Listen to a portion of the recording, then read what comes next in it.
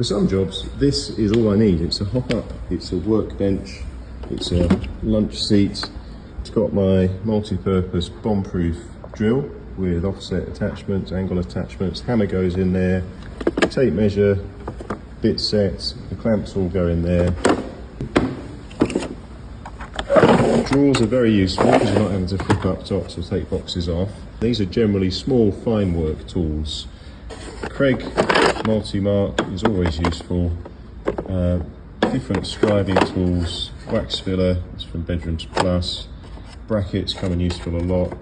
Craig pocket hole jig, attachments, and all the screws we ever need in usual circumstances. Shelf pins, nail gun brads, some other odds and ends. When I need more tools, I'll take this along. So this has most of the power tools that I need, not in their boxes to save space, and in this new wheels cart from Halterforce, which is quite lightweight but sturdy enough that I can put some more sustainers on top of its fairly solid top there and just strap them on.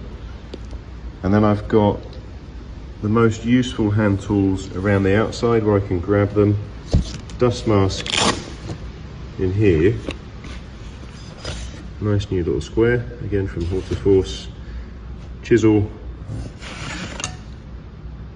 square with angle options, multi-purpose.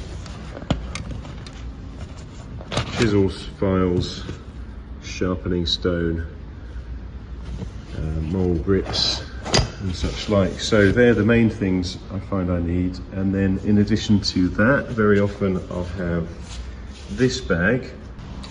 Of course, if I'm doing any significant cutting, precise cutting particularly, I'll have my rail saw. Rail saw and power plane, they're the two I use together for my scribes. Levels in the rail saw bag. An open tote, just a set of packers of different thicknesses. So that usually comes with me. And the workbench. So the workbench, this is the principle I got from Luke, a sharps fitter who we know.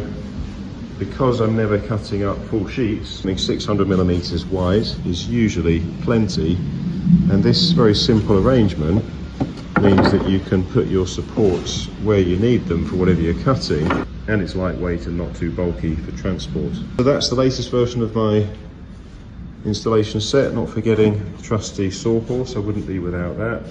Very, very useful, usually comes with me, unless I'm just pairing it right back to a quick install of these two.